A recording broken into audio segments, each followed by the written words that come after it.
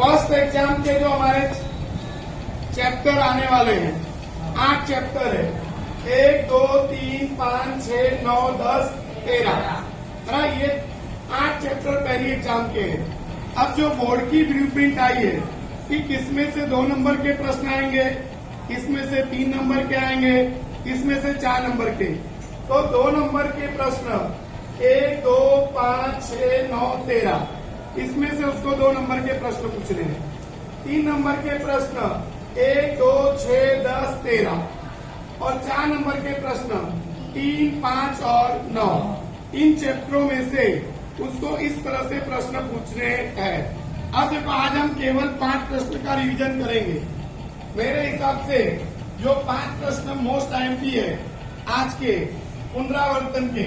पहला प्रश्न है, एक ग्वाला ताजे दूध में थोड़ा बेकिंग सोडा क्यों मिलाता है। तो एक ग्वाला है, वो ताजे दूध में थोड़ा बेकिंग सोडा मिलाता है, थोड़ा बेकिंग सोडा मिलाता है। अब क्या करता है कि वो ताजे दूध में थोड़ा बेकिंग सोडा मिलाता है। इस पर से उसने 2 प्रश्न पूछे हैं। पहला प्रश्न, वो ताजे दूध की पीएच को थोड़ा क्षारीय क्यों कर देता है, यानी ताजे दूध को थोड़ा क्षारीय क्यों कर देता है। तो इसमें आपको उत्तर में लिखने का कि ऐसे दूध को बिगड़ने में समय अधिक लगता है, समय अधिक लगता है, इसलिए वो ताजे दूध की पीएच को थोड़ा क्षारीय बना देता है। दूसरा प्रश्न है कि ऐसे दूध को दही बनने में समय क्यों लगता है। तो ऐसे दूध को दही बनने में समय क्यों लगता है, कारण कि ऐसे दूध को पहले क्षारीय से उदासीन होना पड़ता है और बाद में वो अम्लीय बनता है, इसलिए उसको समय ज्यादा लगता है। तो आपको प्रश्न को समझ के उत्तर देना है कि 2 नंबर का प्रश्न है और 2 प्रश्न पूछे हैं, तो एक प्रश्न का 1 नंबर है। तो हमको उत्तर बहुत ज्यादा लंबा नहीं लिखना है, बराबर जो पूछा है वही लिखना है। उसने पूछा कि ताजे दूध को वो थोड़ा क्षारीय क्यों बना देता है। आपको उत्तर लिखने का कि वो ताजे दूध को क्षारीय इसलिए बना देता है कि ऐसे दूध को बिगड़ने में समय अधिक लगता है। दूसरी बात, ऐसे दूध को दही बनने में समय क्यों लगता है, कारण कि उसको क्षारीय से पहले उदासीन होना पड़ता है और बाद में वो अम्लीय बनता है। तो एक ये प्रश्न बहुत इम्पोर्टेंट है, 2 नंबर में पूछ सकता है। दूसरा प्रश्न है, अंतर दीजिए। तो अंतर देना है धमनी और सिरा के बीच में।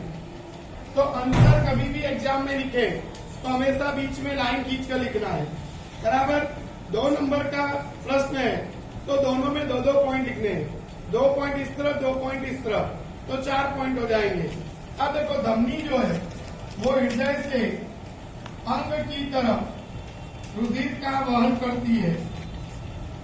धमनी हृदय से अंग की तरफ रुधिर का वहन करती है। सिरा जो है वो अंग से हृदय की तरफ रुधिर का वहन करता है, हृदय की तरफ रुधिर का वहन करता है। तो पहला अंतर हो जाएगा कि हृदय जो धमनी है जो वो हृदय से अंग की तरफ रुधिर का वहन करती है। दूसरा, सिरा अंग से हृदय की तरफ रुधिर का वहन करता है। दूसरा कि धमनी जो है, धमनी की दीवार मोटी होती है, धमनी की दीवार मोटी होती है और सिरा की दीवार पतली होती है, सिरा की दीवार पतली होती है। धमनी की दीवार मोटी होती है और सिरा की दीवार पतली होती है। दूसरा कि धमनी में शुद्ध रुधिर बहता है और सिरा में अशुद्ध रुधिर बहता है। धमनी में शुद्ध रुधिर बहता है, सिरा में अशुद्ध रुधिर बहता है। धमनी में वाल्व नहीं होता, धमनी में वाल्व नहीं होता और सिरा में वाल्व होता है। तो इन 4 पॉइंट में से कोई भी आप 2 पॉइंट परीक्षा में लिख सकते हैं कि धमनी और सिरा के बीच में अंतर पूछे तो धमनी जो है वो हृदय से अंग की तरफ रुधिर का वहन करती है, सिरा जो है वो अंग से हृदय की तरफ रुधिर का वहन करती है। धमनी में क्या होता है कि धमनी की दीवार मोटी होती है, सिरा की दीवार पतली होती है। धमनी में शुद्ध रुधिर बहता है, सिरा में अशुद्ध रुधिर बहता है। धमनी में वाल्व नहीं होता, सिरा में वाल्व होता है। अगला है वाहन का पश्च दृश्य देखने के लिए, वाहन का पश्च दृश्य देखना है तो इसके लिए साइड ग्लास में उत्तल दर्पण का उपयोग क्यों किया जाता है? उत्तल दर्पण का उपयोग क्यों किया जाता है? तो उत्तल दर्पण जो है उससे बनने वाला जो प्रतिबिंब है वो प्रतिबिंब आभासी, सीधा और वस्तु से छोटा होता है, हमेशा वस्तु से छोटा होता है। तो याद रखने का कि उत्तल दर्पण से बनने वाला प्रतिबिंब हमेशा आभासी, सीधा और वस्तु से छोटा होता है। दूसरा कि उत्तल दर्पण बाहर की ओर वक्रित होता है। उत्तल दर्पण बाहर की ओर वक्रित होने से इसका जो दृष्टि क्षेत्र है वो दृष्टि क्षेत्र बड़ा होता है, वो दृष्टि क्षेत्र बड़ा होता है। तो उत्तल दर्पण का दृष्टि क्षेत्र बड़ा होता है तो वो पीछे का बड़ा विस्तार ड्राइवर को दिखाता है। इसलिए हम वाहन का पश्च दृश्य देखने के लिए उत्तल दर्पण का उपयोग करते हैं। तो वाहन का पश्च दृश्य देखने के लिए उत्तल दर्पण का उपयोग क्यों किया जाता है? क्योंकि उत्तल दर्पण से बनने वाला प्रतिबिंब आभासी, सीधा और वस्तु से छोटा होता है। उत्तल दर्पण बाहर की ओर वक्रित होता है जिसके कारण बराबर उसका दृष्टि क्षेत्र कैसा होता है? बड़ा, और वो पीछे का बड़ा विस्तार ड्राइवर को दिखाता है जिससे उसको वाहन चलाने में सरलता रहती है। इसलिए हम साइड ग्लास में उत्तल दर्पण का उपयोग करते हैं। तो ये 3 प्रश्न 2-2 नंबर के थे। अब एक प्रश्न हम पढ़ेंगे 3 नंबर का, एक प्रश्न पढ़ेंगे 3 नंबर का। प्रश्न है तंत्रिका कोशिका की आकृति बनाकर उसकी कार्य पद्धति समझाइए। तंत्रिका कोशिका की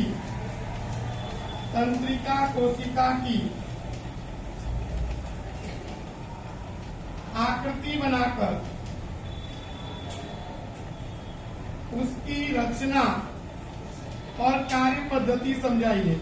परीक्षा में 2 में से कोई एक ही पूछेगा। आकृति बनाकर का तो रचना पूछेगा, का तो कार्य पद्धति, 2 में से कोई एक चीज पूछता है। तो यहाँ पर देखो तंत्रिका कोशिका की रचना में 3 भाग, तंत्रिका कोशिका की रचना में 3 भाग होते हैं। पहला होता है कोशिका काय, इसको हम बोलते हैं कोशिका काय। तंत्रिका कोशिका की रचना में कितने भाग होते हैं? 3। पहला होता है कोशिका काय। कोशिका काय में क्या होता है? कोशिका केंद्र और कोशिका द्रव्य का समावेश होता है। कोशिका केंद्र और कोशिका द्रव्य का समावेश होता है। कोशिका काय में से एक छोटा तंतु बाहर आता है और शाखाओं में विभाजित होता है, और शाखाओं में विभाजित होता है जिसको हम बोलते हैं ध्रुमिका, जिसे हम ध्रुमिका कहते हैं, जिसको हम बोलते हैं ध्रुमिका। अच्छा, कोशिका काय में से एक लंबा तंतु बाहर आता है, एक लंबा तंतु बाहर आता है और दूर जाकर शाखाओं में विभाजित होता है, दूर जाकर शाखाओं में विभाजित होता है। तो इसको हम बोलते हैं तंत्रिकाक्ष। क्या बोलते हैं इसको? तंत्रिकाक्ष। तो तंत्रिकाक्ष कहते हैं।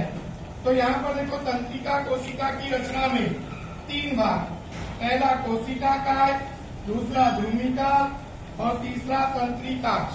तीसरा तंत्रिकाक्ष। कोशिका काय में क्या होता है कि कोशिका केंद्र और कोशिका द्रव्य का समावेश होता है। कोशिका काय में से एक छोटा तंतु बाहर आता है जिसको हम बोलते हैं ध्रुमिका, और कोशिका काय में से एक लंबा तंतु बाहर आता है जो दूर जाकर शाखाओं में विभाजित होता है जिसको बोलते हैं तंत्रिकाक्ष। तंत्रिकाक्ष के चारों तरफ माइलिन का आवरण होता है, प्रोटीन और लिपिड का बना माइलिन का आवरण होता है। प्रोटीन और लिपिड का बना माइलिन का आवरण होता है। तो प्रोटीन और लिपिड का बना माइलिन का आवरण होता है। तो ये तंत्रिका कोशिका की रचना थी। कई बार तंत्रिका कोशिका की केवल 2 नंबर में आकृति भी पूछता है। तो यहाँ पर देखो तंत्रिका कोशिका की आकृति 2 नंबर में पूछे तो आकृति बनाकर हमको केवल नाम निर्देशन करना है। क्या करना है? नाम निर्देशन। और अगर रचना पूछे तो आकृति बनाकर केवल रचना लिखनी है कि तंत्रिका कोशिका की रचना में 3 भाग। पहला है कोशिका काय। कोशिका काय में कोशिका केंद्र और कोशिका द्रव्य का समावेश होता है। कोशिका काय में से एक छोटा तंतु बाहर आता है और शाखाओं में क्या होता है? विभाजित, जिसको हम बोलते हैं ध्रुमिका। कोशिका काय में से एक लंबा तंतु बाहर आता है जो दूर जाकर शाखाओं में विभाजित होता है जिसको हम क्या बोलते हैं? तंत्रिकाक्ष। क्या बोलते हैं? तंत्रिकाक्ष। तंत्रिकाक्ष के चारों तरफ प्रोटीन और लिपिड का बना माइलिन का आवरण होता है। अब क्या होता है कि इसका कार्य, तो हमारे शरीर में 5 संवेदी अंग है, आंख, नाक, कान, जीभ, त्वचा। अब हर जगह पर ये तंत्रिका कोशिका होती है। जैसे ही मैंने हाथ पर चुनौती काटी, उसके काटने से दर्द हुआ, वो दर्द को ये ध्रुमिका ग्रहण करेगी। तो ध्रुमिका का काम है कि आसपास से संवेदना को ग्रहण करना, आसपास से संवेदना को ग्रहण करना।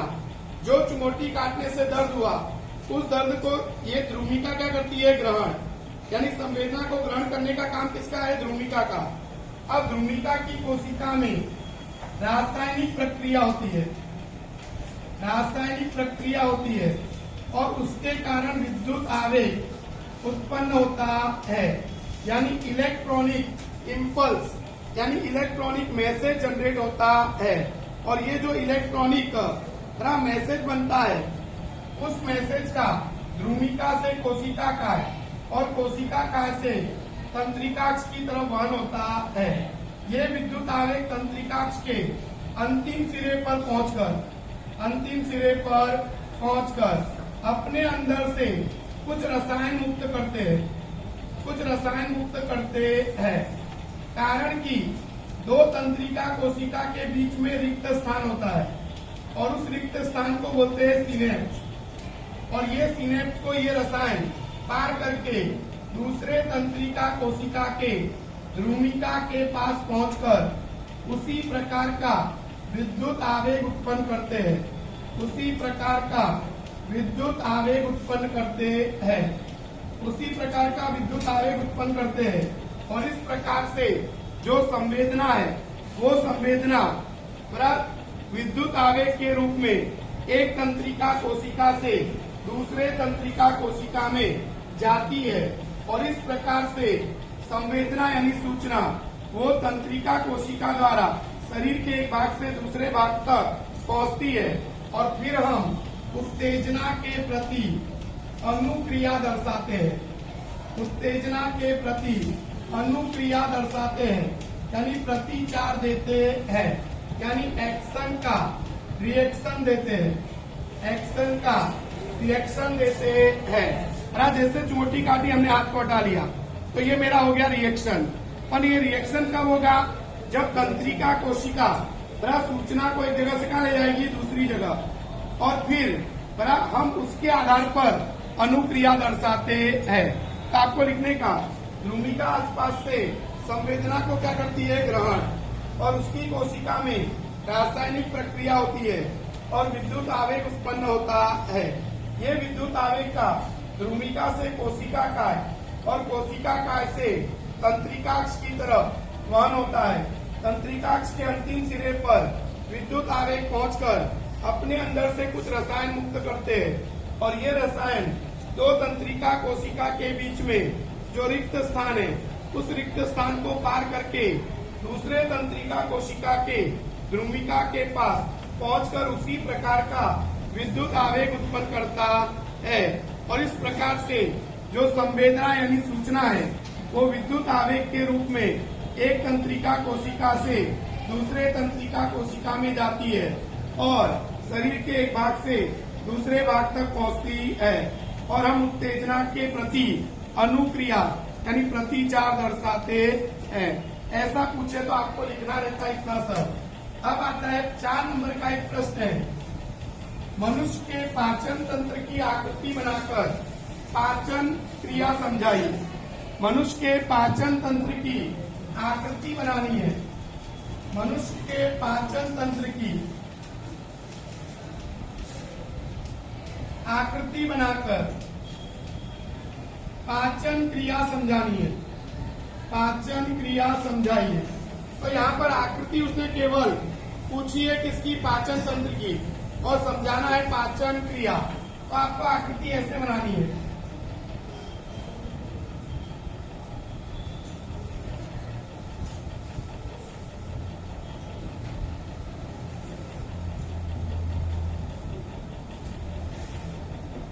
आप किताब की भी आकृति बना सकते हैं।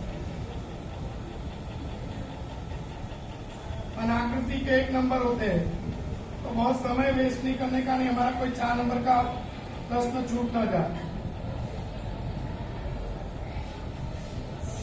अब देखो यहाँ पर ऐसी आकृति बनानी है और बनाने के बाद आपको पाचन क्रिया लिखनी है। आपको केवल पाचन तंत्र की आकृति पूछी है और लिखनी है पाचन क्रिया। तो ये हमारा मुख है, ये मुख गुहा, ये है ग्रसनी, ये है ग्रसिका, ये है आमाशय, ये है क्षुद्रांत और ये है विहदान। और यहाँ पर आता है हमारा यकृत और अग्न्याशय, अग्न्याशय। और ये दोनों एक ही नली के द्वारा क्षुद्रांत में खुलते हैं। तो यहाँ पर ये हमारा आ गया गुदा और ये आ गया गुदा द्वार। ऐसी आकृति बनानी है, लेकिन लिखना है आपको पाचन क्रिया। तो देखो जैसे ही भोजन को हम मुख में रखते हैं वैसे ही पाचन की शुरुआत हो जाती है। मुख में क्या होता है कि जैसे हम भोजन को क्या रखते हैं मुख में, वैसे ही पाचन की शुरुआत हो जाती है। क्या होता है कि मुख में लार ग्रंथि में से आने वाला लार रस, ये लार रस भोजन में मिलता है और ये भोजन को कोमल और चिकना बनाता है, कोमल और चिकना बनाता है। लार रस के अंदर एमाइलेज नामक उत्सेचक होता है, एमाइलेज नामक उत्सेचक होता है जो स्टार्च का पाचन माल्टोज में करता है, स्टार्च का पाचन माल्टोज में करता है। तो पाचन की शुरुआत मुख से होती है। तो जैसे ही हम भोजन को क्या रखते हैं मुख में, वैसे ही पाचन की क्या हो जाती है शुरुआत। मुख में लार ग्रंथि में से कौन सा रस आता है, लार रस, और वो भोजन को कोमल और चिकना बनाता है। लार रस में एमाइलेज नामक क्या होता है, उत्सेचक, जो स्टार्च का पाचन माल्टोज में करता है। फिर भोजन ग्रसनी और ग्रसिका से आमाशय में जाता है, ग्रसनी और ग्रसिका से होकर आमाशय में जाता है। अब आमाशय में भोजन के अंदर जठर रस मिलता है, जठर रस मिलता है। जठर रस में क्या होता है, तनु एसियस, पेप्सिन नामक उत्सेचक और श्लेष नामक चिकना पदार्थ होता है, श्लेष नामक चिकना पदार्थ होता है। तनु एसियल का काम है अम्लीय माध्यम बनाता है। क्या बनाता है, अम्लीय माध्यम। क्या बनाता है, अम्लीय माध्यम। आमाशय में क्या बनाता है, अम्लीय माध्यम। और पेप्सिन नामक उत्सेचक प्रोटीन का पाचन करता है, प्रोटीन का पाचन करता है और श्लेष नामक चिकना पदार्थ आमाशय की दीवार को अम्ल से बचाता है, अम्ल से बचाता है। तो हमको लिखने का कि जैसे ही भोजन को मुख में रखते हैं वैसे ही पाचन की क्या हो जाती है शुरुआत। मुख में लार ग्रंथि में से क्या आता है, लार रस, और ये लार रस भोजन को कोमल और चिकना बनाता है। लार रस में एमाइलेज नामक क्या होता है, उत्सेचक, जो स्टार्च का पाचन माल्टोज में करता है। फिर भोजन ग्रसनी ग्रसिका से आमाशय में आता है। आमाशय में भोजन में जठर रस मिलता है। जठर रस में तनु HCl होता है जो आमाशय में अम्लीय माध्यम बनाता है। और पेप्सिन नामक उत्सेचक प्रोटीन का पाचन करता है और श्लेष नामक चिकना पदार्थ आमाशय की दीवार को अम्ल से बचाता है। फिर भोजन जाता है क्षुद्रांत में। क्षुद्रांत में भोजन में सबसे पहले यकृत में से आने वाला पित्त रस मिलता है और ये पित्त रस जो आमाशय में से अम्लीय भोजन आया है वो अम्लीय भोजन को क्षारीय बनाता है, क्षारीय बनाता है और वसा के बड़े गोलक को छोटे छोटे गोलक में बदल देता है, छोटे छोटे गोलक में बदल देता है। इसको बोलते हैं इमल्सीकरण। क्या बोलते हैं इसको, इमल्सीकरण। तो पित्त रस का काम है आमाशय से जो अम्लीय भोजन आया उसको क्या बनाता है, क्षारीय, और वसा के बड़े गोलक को छोटे छोटे गोलक में बदल देता है। दूसरा रस आता है अग्न्यासिक रस। अग्न्याशय में से अग्न्यासिक रस आता है और इसका काम है, इसमें 3 उत्सेचक होते हैं।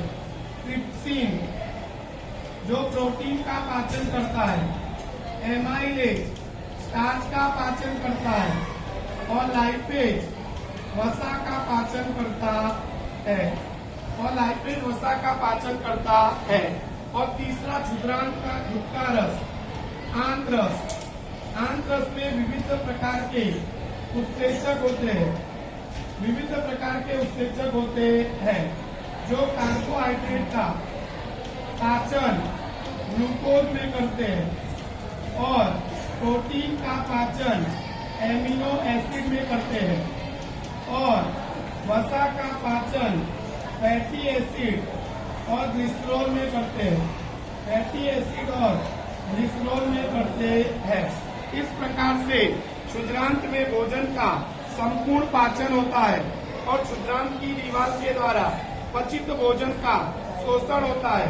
क्षुद्रांत में से केवल अपचित भोजन वियदांत में जाता है और उसमें से केवल इस अपचित भोजन में से केवल पानी का शोषण होता है, केवल पानी का शोषण होता है और धीरे धीरे यह अपचित भोजन ठोस में बदल जाता है और इसको हम बोलते हैं मल।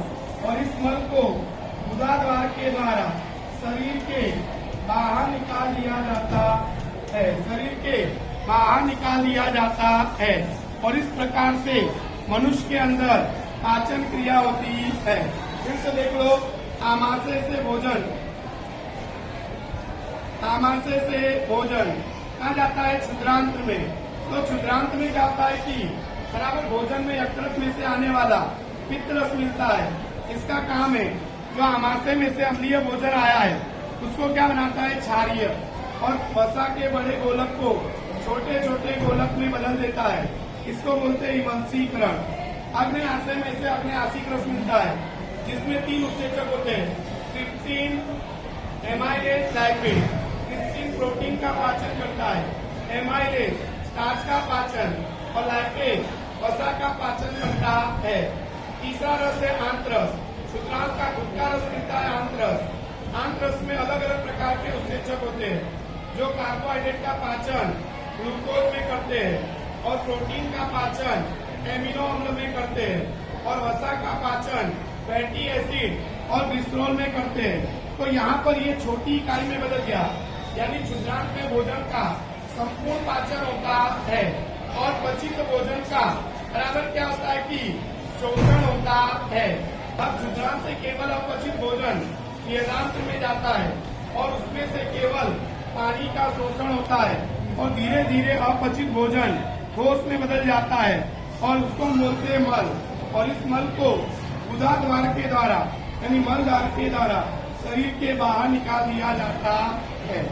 तो ये 5 प्रश्न थे आज के हमारे जो इम्पोर्टेंट प्रश्न में, तो आप इसका रिवीजन कर सकते हैं।